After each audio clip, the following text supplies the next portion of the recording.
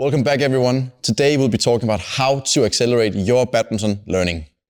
And as you might also agree that many people start at a very, very young age, me as well, and start growing into badminton. But William here, he started at the age of 16, only used 4 years, and then he played national level here in Denmark, and that's pretty high. So I will leave all the tips for William, so pay attention to what he has to say. So I just think I will just leave this tutorial, right? So see you guys and enjoy William. Oh, okay. So for the first point, what we'll be talking about here and what I did when I started playing, because I started from no badminton experience at the age of 16 to going, as Thomas just said, in 4 years to playing at a national level. Okay, so for the first step in what we'll be looking at, we're talking about always learning. When I started playing, what I did, I'd be going around, I'd be asking players all the time, better than me, how did they hit their shots? I watched every single YouTube video of a match with Lin Dan or Lee Chung Wei, or even Thomas playing when he won his world championship back in 2009. So I'd always be walking around, asking questions and learning, be watching YouTube videos. I even watched Badminton family videos when I started playing, actually. So some of the first videos I watched where I was taught the proper technique in badminton. So a big tip on how to get better quickly is just to always be watching. When you aren't on court, be at home, watch professional matches, pause the match, analyze what they're doing, where are they positioning themselves. How does Lin Dan, after he spin at the net, what does he do with his feet? Does he always go back to the center? Just be observant, watch, learn, and remember, we only get better when we accept that we are worse than other people and they have good stuff to tell us. If we think we're the masters of everything, we'll never learn anything. So remember, the best place to be is normally in a room where you're the dumbest person in the room, then you're in the right room. Hi, excuse me. Do you want to play a box game? Sure, I'll get ready. Perfect. So this was the second example or second point in how I got better quickly. I went up to way better players than me and I asked them, do you want to play? Because people are super nice and they normally do want to play. And then once they beat you badly, they'll give you tips and pointers on how to get better. So I would always go to the club I was practicing in or anywhere else, find some players that are quite a bit better than me or just a bit better than me, challenge them, play singles matches against them. Sometimes I'd play 2 or 3 matches in a row against better players. And I just kept telling them with a smile on my face, I'm going to beat you one day. Don't you worry about it. And they all said, sure, perfect, there you go, you probably won't. But hey, I ended up beating most of them anyway.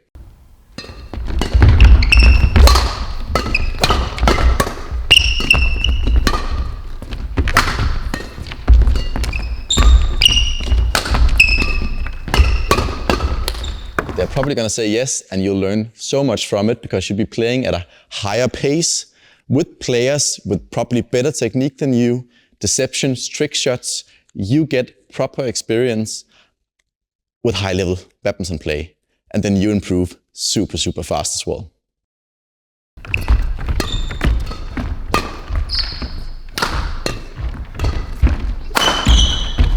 So for the third point in what I did a bunch of to get better quickly is I focused on the basics, because the basics lay the foundation for the whole game of badminton.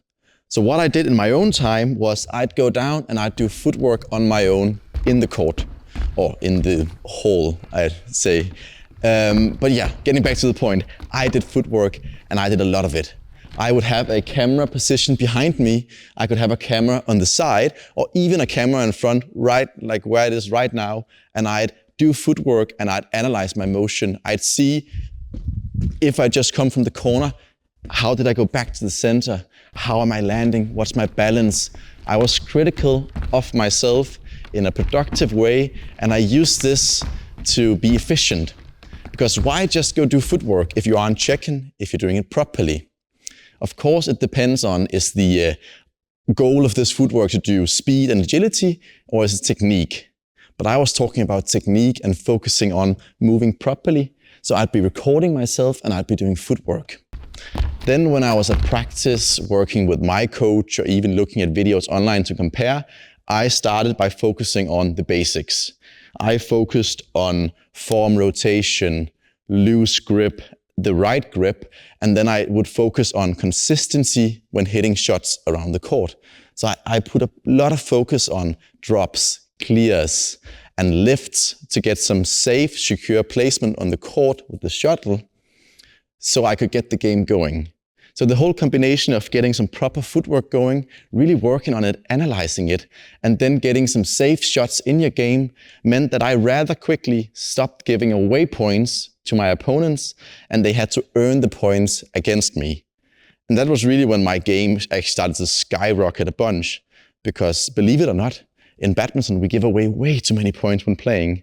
So if we can just learn to actually play a bit more safe with some rhythm, tempo, and safe shots, we'll get so many free points from the opponent.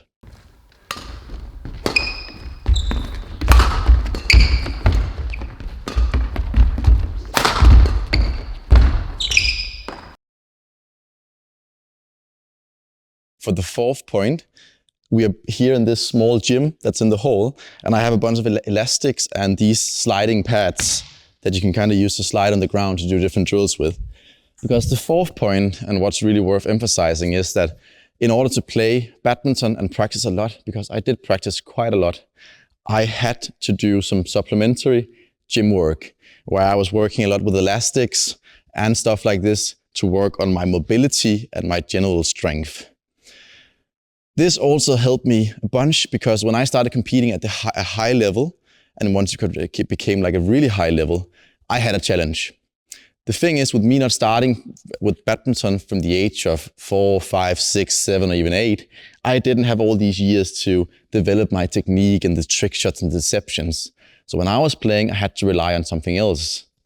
I had to rely on these and this, my strength and my speed on the court.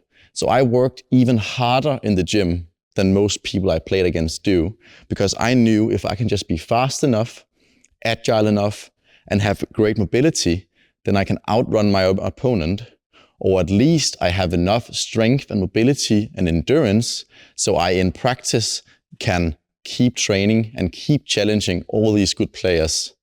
So basically, this point is all about go spend some time in the gym if you really want to get better. It doesn't need to be a gym like this.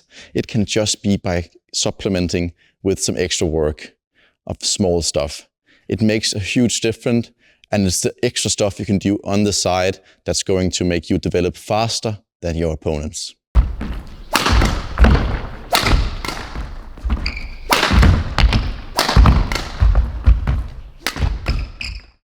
And for the last point on what I did differently than most players to get better is, as I said in the start, or I've mentioned a few times, I recorded all the time. I almost always had my camera out, recording whenever I played a match. And before I went to bed, I'd go watch it, I'd analyze it, or I'd just quickly look at it to always have some sort of focus on what did I did good, what could I have done better. It's this constant thing about having badminton in your head, not just when you're on court, not just when you're at practice, warming up, whatever. It's all around. It's thinking about, what happened here? Why didn't I win this rally? What did I do wrong? It's about analyzing your tactical mistakes, and it's also about learning your own game. Because from recording myself, I quickly realized when I was looking at some of my competitive high-level matches that I was rarely the person with the best trick shots and crazy placements or shot variations. Normally, I won my rally by just playing a bit smarter, safe shots around the court, and then trying to tactically outsmart my opponent. This took me some time to realize, because I did have a period in my game where I tried to copy everyone else. But then when I actually started to look at myself some more, analyze what did I do well, what don't I do as well, I could start to focus on what wins me rallies, and then let the other people make their own mistakes. I just shouldn't make mine. So the final point is really live badminton. And I know most people that watch this video, they probably live and breathe badminton. So when you're not on court, think about the game. What could you have done better? Analyze, compare. Go find someone you like the technique of and compare. Find the professional player you think your body and playing style matches. Watch their videos, compare, learn, learn, learn. If we just keep actively learning, we'll improve at a super, super, super high level. That was the main point. I really hope you all enjoyed this video. It was fun trying to tell my story a bit on how I started playing the game. And we'd love to hear from all of you in the comments on when did you guys start playing, what level you're at now, and where do you want to go with your game.